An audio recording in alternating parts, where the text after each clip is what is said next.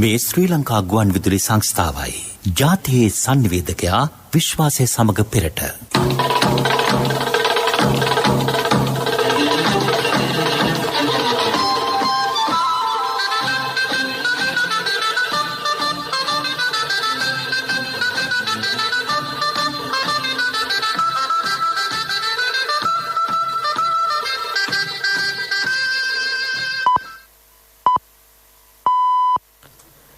වේලාව සවස 6යි. මේ ශ්‍රී ලංකා ගුවන් විදුලි සංස්ථාවයි. මෙන්න ප්‍රවෘත්ති. සංස්කරණය වින්ද්‍යා කල්පනී අබේසේකර, ප්‍රකාශය ගයන් කෞශාල් ජයවීර.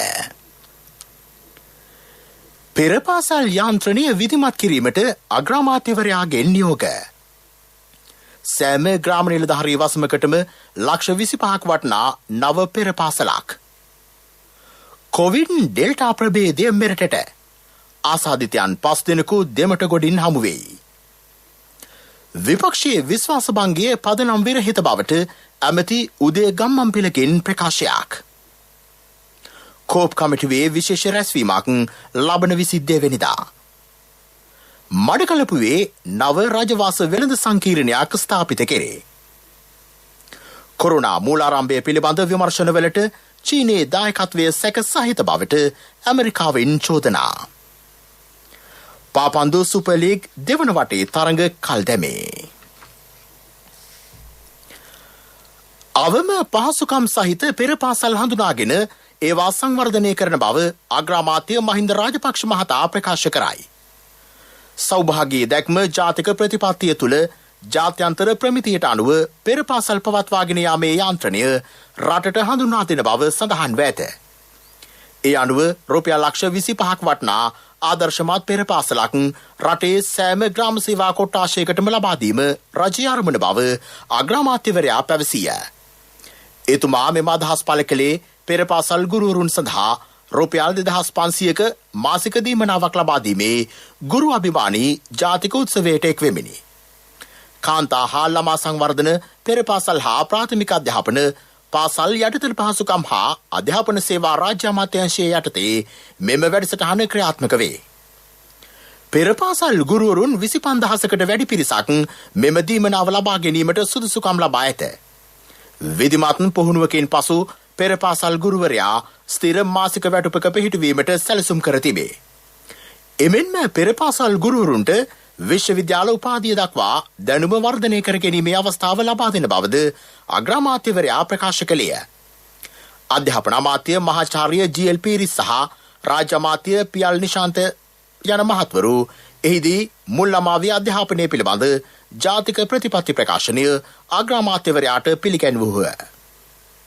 ඊට මූලිකත්වය දුන් මහාචාර්ය මැදගොඩ අබේතිස්ස ස්වාමින් වහන්සේද මෙම අවස්ථාවට එක්ව සිටියහ.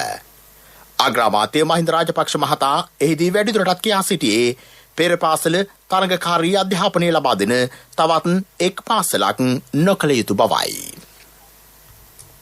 එදා අපි බලාපොරොත්තු වුණේ මුදල් ක්‍රමයෙන් වැඩි කරලා පෙරපාසල් ගුරුවරයන්ට පිළිගැනීමක් ඇති කරලා ඔවුන්ට සමාජයේ හොඳ තැනකට ගෙනෙන්න. අපි ඡන්දයෙන් පෙරදුනාම මේ දේවල් වලට මොකද උනේ කියලා මටත් වඩා හොඳට ඔබ දන්නවා.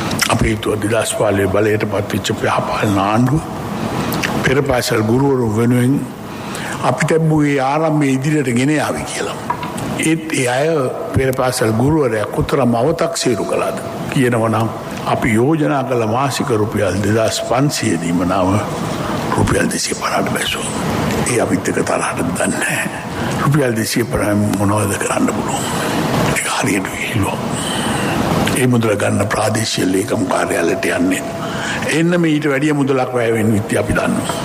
අද අපි පෙරපාසල් ගුරුවරුන්ට දෙන්නේ ගාන 10 ගුණකින් වැඩි කරලා කියලා මම විශ්වාස කරනවා. අපි මේ දෙන්නේ වැටුපක් නෙවෙයි දීමනාව.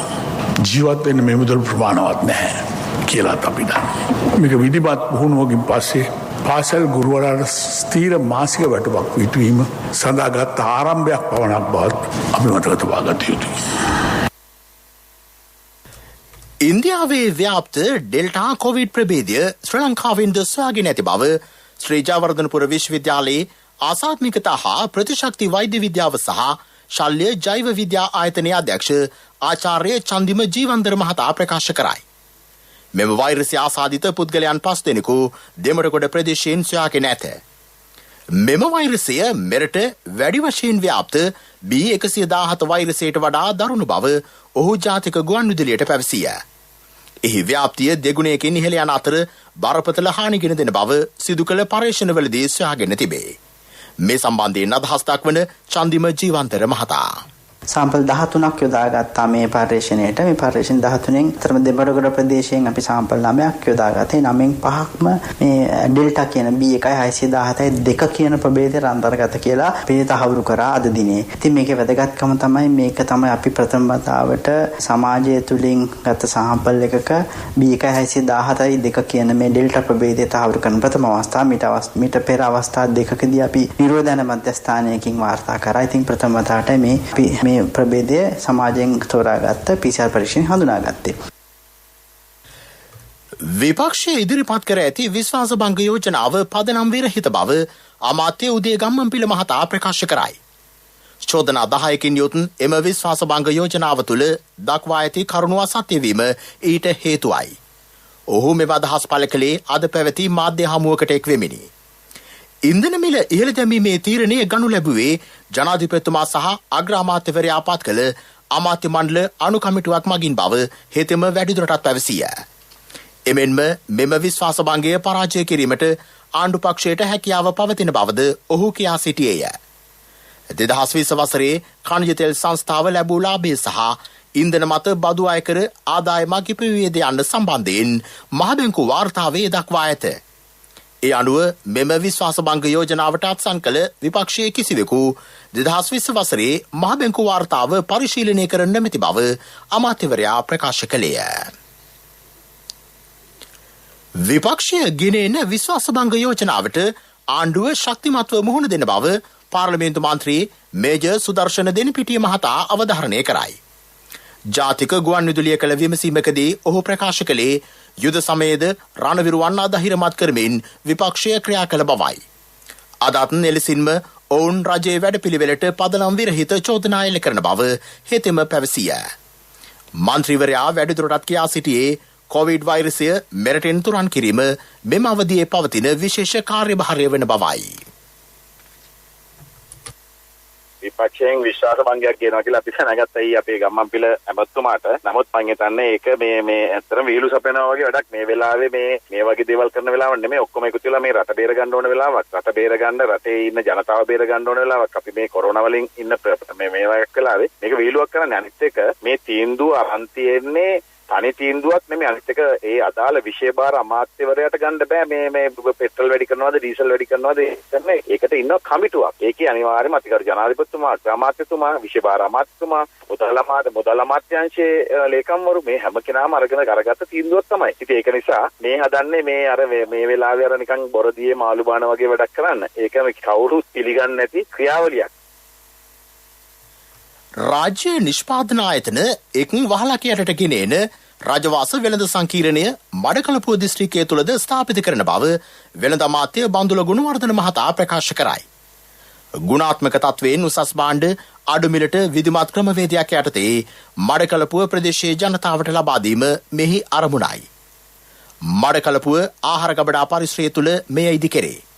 කිරි මණ්ඩලය, සතුස, රජයේ වාණිජ විවිධ නීතිගත සංස්ථාව, පොල් සංවර්ධන මණ්ඩලය වැනි රජයේ ආයතන සහ පෞද්ගලික අංශයේ නිෂ්පාදකයන්ගේ භාණ්ඩ මෙහිදී අලෙවි කළ හැකිය.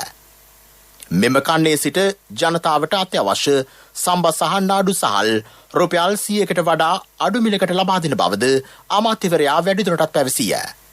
ඔහු මෙම අදහස් පළ කළේ මඩකලපුව රජවාස වෙළඳ සංකීර්ණයේ ඉදිකිරීම් කටයුතු නිරීක්ෂණය කිරීමෙන් අනතුරුව පැවති සාකච්ඡාවකට එක් වෙමිනි. මේ ප්‍රවෘත්ති ශ්‍රී ලංකා ගුවන්විදුලි සංස්ථාවෙන්. දැන් HDFC බැංකුවෙන් EPF ණයතොරතුරු හා සේවාවන් SMS එකකින් රාජ්‍ය හා පෞද්ගලිකංශයේ රැකියාවේ නියුතු ඔබ කොහේ සිටියත් EPF ණයතොරතුරු ප්‍රමුඛ පුවත ඔබ වෙත ගෙනෙන්නේ සෑම ගෙදරකම සිටිය යුතු වෙද මහත්මයා සිද්ධාලේප. යලිත් ප්‍රවෘත්ති. නිර්තදික මෝසම් වර්ෂාවත් සමග ඩෙංගු රෝගය වැඩි වශයෙන් පැතිරීමේ අවධානමක් පවතින බව ජාතික ඩෙංගු මර්ධන ඒකකය ප්‍රකාශ කරයි. ඒ අධ්‍යක්ෂ වෛද්‍ය අරුණ ජයසේකර මහතා ජාතික ගුවන්විදුලියට ප්‍රකාශ කළේ ඉදිරියේදී බස්නාහිර දකුණ සබරගමුව වයඹ සහ මධ්‍යම පළාත්වල මෙම රෝගය වැඩි වශයෙන් ව්‍යාප්ත විය හැකි බවයි. වැඩිම ඩෙංගු රෝගීන් ගණනක් වාර්තා වන්නේ බස්නාහිර පළාතෙනි. ඩෙංගු රෝගය සහ කොවිඩ් වෛරසය වැළඳුණු පසු මතුවන රෝග ලක්ෂණ සමාන බැවින් එවැනි රෝග ලක්ෂණයක් පෙන්නුම් කළහොත් වහාම වෛද්‍ය ප්‍රතිකාර සඳහා යොමු විය යුතු බව වෛද්‍ය අරුණ ජයසේකර මහතා පැවසිය. ඉදිරියේදී ඩෙංගු රෝගය වසංගත තත්ත්වයට පත්වීම වළක්වා ගැනීම සඳහා අපේ සියලු දෙනාගේම යුතුයකමක් සහ වගකීමක් තිබෙනවා. මේ අවස්ථාවේ කොවිඩ් වසංගත තත්ත්වයත් සමග අපේ සෞඛ්‍ය කාර්ය මණ්ඩලය තාමත් කාර්ය බහුල වෙලා තියෙන නිසා සෞඛ්‍ය කාර්ය මණ්ඩලයට ඩෙංගු මර්ධන කටයුතු සඳහා සහභාගී වීමේ කාලය සහ අවකාශය තාමත් අඩුයි. ඒ නිසා බොහෝ දෙනෙක් තමන්ගේ නිවාසවල විවේකයෙන් සිටින්නේ මේ විවේක කාලයේ වඩා ඵලදායී ලෙස භාවිතා කරමින් තමන්ගේ නිවසාවට පරිසරය පිරිසිදු කරගෙන මදුරුවන් බෝන වන ආකාරයෙන් තබා ගත්තොත් ඉවත් දමන ප්ලාස්ටික් යෝගට් කෝප්ප බෝතල් පොල්කටු මේවා නිසිපරිදි ඉවත් දැමීමටත් ඒ වගේම වතුර එකතු විය හැකි ස්ථාන පිරිසිදු කිරීමට කටයුතු කළොත් ඩෙංගු රෝගයේ ඉදිරියේ වැඩිවීම වළක්වා ගැනීමට පුළුවන්. මන්නාරම මඩු දේවස්ථානයේ වාර්ෂික මංගල්‍ය ජූලි 2 වෙනිදා පැවැත්වේ. ඊට බාහිර දිස්ත්‍රික්කවල පුද්ගලයන්ට සහභාගී විය නොහැකිය. ඒ සඳහා සහභාගී විය හැකි ආදාළ දිස්ත්‍රික්කයේ 30 දෙනෙකුට පමණි. මන්නාරම දිස්ත්‍රික් ලේකම් ස්ටැන්ලි ද මෙල් මහතාගේ ප්‍රධානත්වයෙන් ඊයේ පැවති සාකච්ඡාවකදී මෙම තීරණයට එළඹ ඇත. මන්නාරම් රාජගුරු එමානුවෙල් ප්‍රනාන්දු හිමිපාණන් මඩු දේවස්ථානයේ පාලක පියතුමා මන්නාරම් දිස්ත්‍රික්කයේ සෞඛ්‍ය නිලධාරීන් සහ දෙපාර්තමේන්තු නිලධාරීන් ඊට සහභාගී විය. මඩු වාර්ෂික මංගල්‍යයේ කොඩිගස එසවීම ලබන 23 වෙනිදා සිදු කිරීමට නියමිතය. පවතින කොවිඩ් වසංගත තත්ත්වය හමුවේ වයඹ පළාතේ පාසල් දරුවන්ගේ අධ්‍යාපන කටයුතු මාර්ගගත ක්‍රමයට හා ඉන් බැහැරවද සිදු කෙරේ. අන්තර්ජාල පහසුකම් නොමැති ප්‍රදේශවලට කාර්යපත්‍රිකා ලබා දීම මගින් දරුවන්ගේ අධ්‍යාපන කටයුතු සිදු කරන බව පළාත් අධ්‍යාපන අධ්‍යක්ෂ ඒ.එස්.කේ. ජයලත් මහතා ජාතික ගුවන්විදුලියට පැවසිය. මෙම වැඩපිළිවෙල පළාතේ අධ්‍යාපන කලාප කාර්යාලවල මූලිකත්වයෙන් සිදු කෙරේ. ශිෂ්‍යත්වය සාමාන්‍ය පෙළ සහ උසස් පෙළ විභාග අරමුණු කරගනිමින් සිසුන්ට අධ්‍යාපනය ලබා දීමේ විශේෂ වැඩපිළිවෙලක්ද මේ යටතේ ක්‍රියාත්මක වෙයි. පාර්ලිමේන්තුවේ පොදු ව්‍යාපාර පිළිබඳ කාරක සභාවේ විශේෂ රැස්වීමක් ලබන 22 වෙනිදා පාර්ලිමේන්තුවේදී පැවැත්වේ. එහිදී කෝප් කමිටුව මගින් 9 වෙනි පාර්ලිමේන්තුව වෙත මෙතෙක් ඉදිරිපත් කර ඇති වාර්තා දෙකක් මගින් දක්වා තිබෙන ආයතන සහ ඒවාට දෙන ලද නිර්දේශයන් ක්‍රියාත්මක කිරීමට ගෙන ඇති පියවර පිළිබඳව සමාලෝචනය කිරීමට නියමිතය. ඉදිරියේදී කෝප් කමිටුවට කැඳවීමට නියමිත ආයතන කවරේදැයි මෙහිදී තීරණය කරන බව එහි සභාපති මහාචාර්ය චරිත හේරත් මහතා ජාතික ගුවන්විදුලියට පැවසිය. කොවිඩ් ව්‍යාප්තිය හමුවේ කෝප් කමිටු රැස්වීම මාර්ගගත ක්‍රමයට පැවැත්වීම සම්බන්ධයෙන්ද මෙහිදී සාකච්ඡා කිරීමට නියමිතය. ඒ අනුව අදාළ රාජ්‍ය ආයතනවල සභාපතිවරයා ගණකාධිකාරිවරයා සහ එම රාජ්‍ය ආයතනය අදාළ අමාත්‍යාංශයේ ලේකම්වරයාට පමණක් එහි කැඳවා අනිකුත් නිලධාරීන් මාර්ගගත ක්‍රමයට සම්බන්ධ කර ගැනීමට මෙහිදී අවධානය යොමු කෙරේ. නාවලපිටිය තංගල්ල හා වැලිගම නගර සභාවල සභාපතිවරුන්ගේ සභික දුර ඔවුන්ම අතහැර ඇති බව සඳහන් කරමින් ගැසට් නිවේදනයක් නිකුත් කර තිබේ. ඔවුන් එක්සත් ජාතික පක්ෂයේ සමාජිකත්වය අත්හැර තිබීම ඊට හේතුවයි. ඒ අනුව නාවලපිටිය නගර සභාවේ සභාපති සසංක සම්පත් සංජීව, තංගල්ල නගර සභාවේ සභාපති රවිඳු දිල්ෂාන් වෙදාරච්චි සහ වැලිගම නගර සභාවේ සභාපති ධනුෂ්ක විජේරත්න ජයවික්‍රමගේ යන මහත්වරුන් මෙලෙස සභික දුර අත්හැර තිබේ. මීළඟට ප්‍රමුඛ පුවත. දැන් HDFC බැංකුවෙන් EPF ණයතොරතුරු හා සේවාවන් SMS එකකින් රාජ්‍ය හා පෞද්ගලිකංශයේ රැකියාවේ නියුතු ඔබ කොහේ සිටියත් EPF ණයතොරතුරු හා සේවාවන් ලබා ගැනීම සඳහා කළ යුත්තේ EPF හිස්තැනක් නම හා ප්‍රදේශය සඳහන් කර 071-8 SMS එකක් එවීම පමණයි. HDFC බැංකුව ඔබ අප සුරකින්න බැංකුව.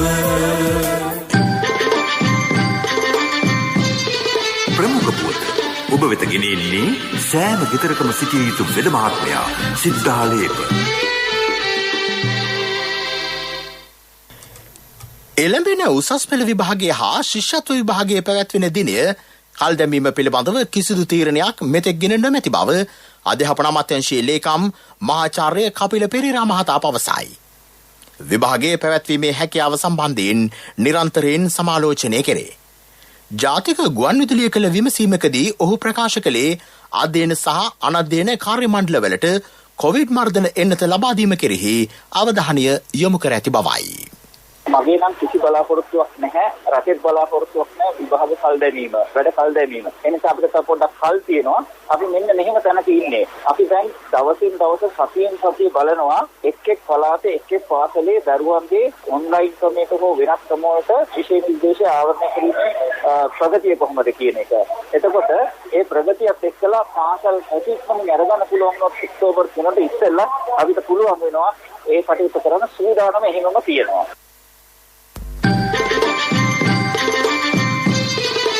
ප්‍රමුඛ පුවත ඔබ වෙත ගෙන ආවේ සෑම ගෙදරකම සිටිය යුතු වෙද මහත්මයා සිද්ධාලේප. සත්‍ය හඬ අවධානය පිණිසයි.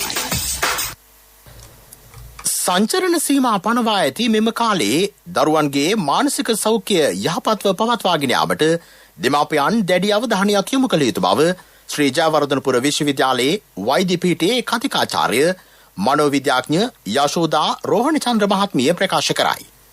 හැකි සෑම අවස්ථාවකම දරුවන් ව්‍යායාම සහ බාහිර ක්‍රියාකාරකම් සඳහා යොමු කළ යුතුය. විද්‍යුත් තිර භාවිතයේදී අපහසුවක් නොවන ආකාරයෙන් ඒවා පරිහරණය කිරීමට දරුවන් හුරු කිරීම වැදගත් බවද ඇය පැවසිය. නිසි සෞඛ්‍ය පුරුදු අනුගමනය කරමින් දෛනික කටයුතු සිදු කළ යුතුය. හැකි සෑම අවස්ථාවකම දෙමව්පියන් දරුවන් සමග කාලය ගත කළ යුතු බවත් ඇය අවධාරණය කළාය. ලෝක ප්‍රවෘත්ති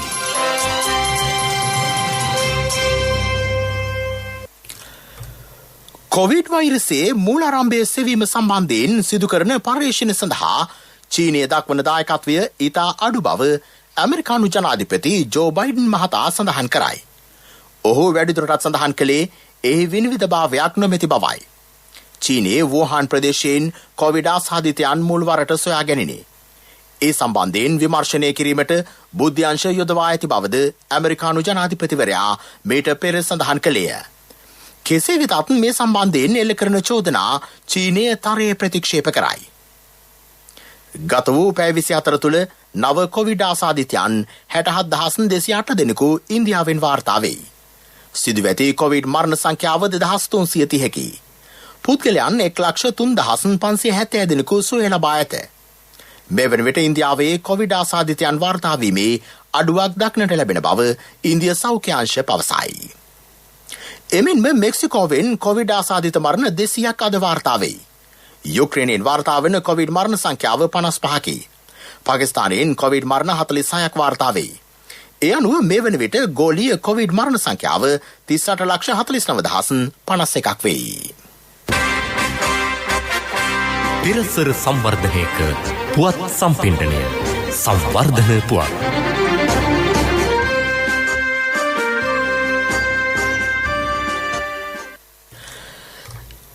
සෞභාග්‍යයේ දැක්ම ජාතික ප්‍රතිපත්තියට අනුව ක්‍රියාත්මක ඔබට ගෙයක් රටට හෙටක් ව්‍යාපෘති යටතේ නිවාස නොමැති පුද්ගලයන් වෙනුවෙන් නව නිවාස ඉදි කෙරේ. පොල්ලතු සහ තල්ලතු සෙවිලි කළ නිවාස තුරන් කර සුදුසු නව නිවසක් ලබා දීම මෙහි අරමුණයි. ඒ යටතේ ප්‍රථමාධ්‍යර වශයෙන් සෑම ග්‍රාම නිලධාරී වසමකටම එක් නිවසක් වන පරිදි නිවාස 14,022ක් ඉදි කෙරේ. මේ සඳහා රුපියල් මිලියන 8,413කට අධික මුදලක් වෙන් කර ඇත. ක්‍රීඩා පුවත්.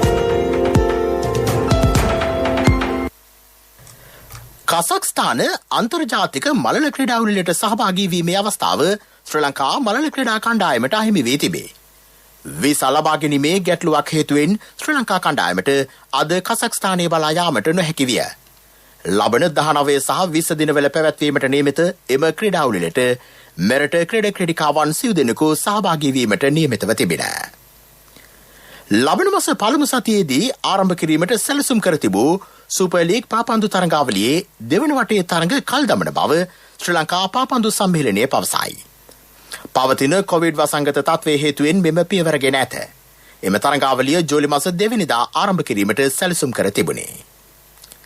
මෙවර ඔලිම්පික් ක්‍රීඩා උළෙලේ අශ්වාරෝහක ඉසව්වට ශ්‍රී ලංකාව නියෝජනය කරමින් මැටිල්ඩා කාල්සන් ක්‍රීඩිකාව තරඟ වැදීමට නියමිතය.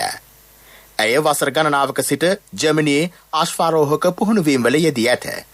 මැටිල්ඩා කාල්සන්ට සිය පුහුණුකරුවන් සමග ටෝකියෝ ඔලිම්පික් ක්‍රීඩා උළෙලට සහභාගී වීම සඳහා ක්‍රීඩා අමාත්‍යාංශයෙන් මුදල් ප්‍රතිපාදන සැපේ.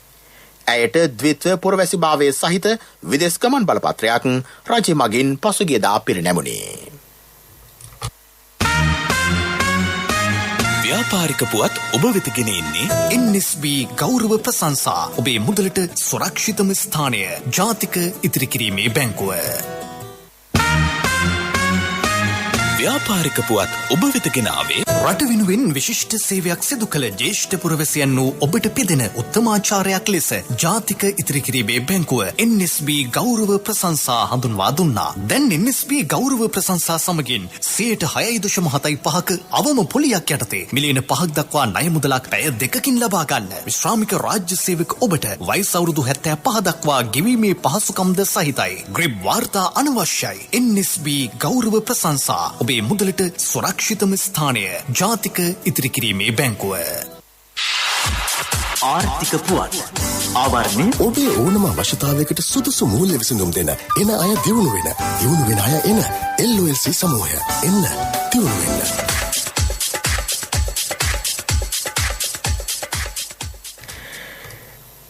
දිවයිනේ සියලු ආර්ථික මධ්‍යස්ථාන හෙට දිනේද විවෘත කෙරේ.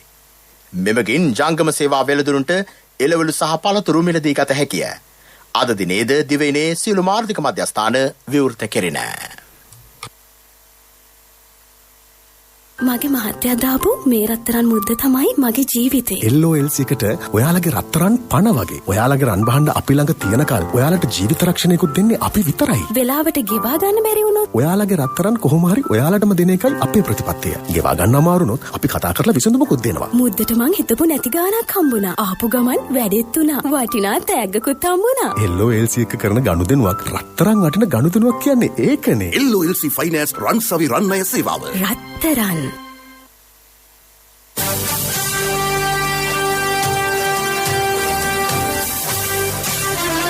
කාලගුණ වාර්තාව ඔබ වෙත ගෙන එන්නේ සයුරු දීවර කාලගුණ තොරතුරු සේවාව.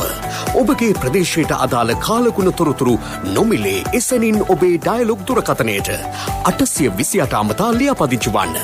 දීවර හා ජලජ සම්පත් දෙපාර්තමේන්තුව සහ කාලගුණ විද්‍යා දෙපාර්තමේන්තුවේ ඉදිරිපත් කිරීමකි.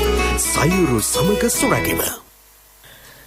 බස්නාහිර සබරගමුව වයිඹ සහ මධ්‍යම පළාත්වලට අද දිනේදී වැසී ඇති වෙන බව කාලගුණ විද්‍යා දෙපාර්තමේන්තුව නිවේදනය කරයි.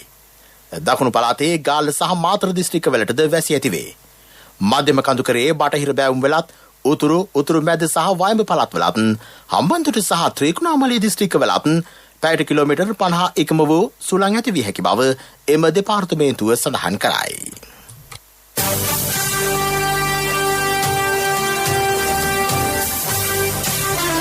කාලගුණ වාර්තාව ඔබ වෙත ගෙන ආවේ සයුරු දීවර කාලගුණ තොරතුරු සේවාව. ඔබගේ ප්‍රදේශයට අදාළ කාලගුණ තොරතුරු නොමිලේ එසැනින් ඔබේ ඩයලොග් දුරකථනයට 828 අමතා ලියාපදිංචි වන්න. දීවර හා ජලජ සම්පත් දෙපාර්තමේන්තුව සහ කාලගුණ විද්‍යා දෙපාර්තමේන්තුවේ ඉදිරිපත් කිරීමකි. සයුරු සමග සුරැකීම.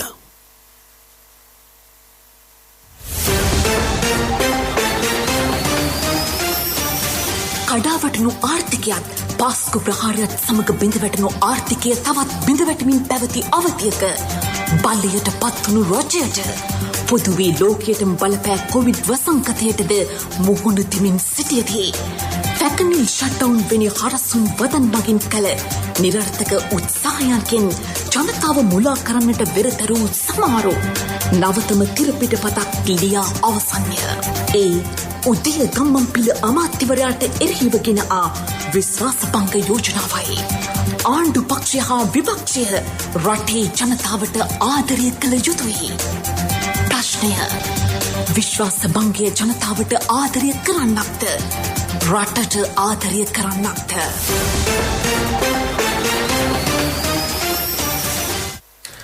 ප්‍රවෘත්ති අවසන් කිරීමට යලි සිරස්තල. පෙරපාසල් යාන්ත්‍රණය විධිමත් කිරීමට අග්‍රාමාත්‍යවරයාගෙන් නියෝග. සෑම ග්‍රාම නිලධාරී වසමකටම ලක්ෂ 25ක් වටනා නව පෙරපාසලක්. කොවිඩ් ඩෙල්ටා ප්‍රභේදය මෙරටට. ආසාදිතයන් 5 දෙනෙකු දෙමට ගොඩින් හමුවෙයි. විපක්ෂයේ විශ්වාසභංගයේ පදනම් විරහිත බවට ඇමති උදය ගම්මන්පිලගෙන් ප්‍රකාශයක්. කෝප් කමිටුවේ විශේෂ රැස්වීමක් ලබන 22 වෙනිදා. මඩකලපුවේ නව රාජවාස වෙළඳ සංකීර්ණයක් ස්ථාපිත කෙරේ.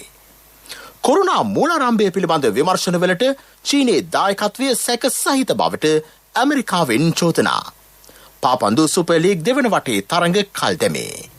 අපගේ මෙම ප්‍රවෘත්ති ප්‍රකාශයට www.slbc.lk වෙබ් අඩවිය ඔස්සේද සවන් දිය හැකිය. ප්‍රවෘත්ති ඉන් සමාප්තයි. අපගේ මීළඟ ප්‍රධාන ප්‍රවෘත්ති ප්‍රකාශය රාත්‍රී 9ට බලාපොරොත්තු වන්න.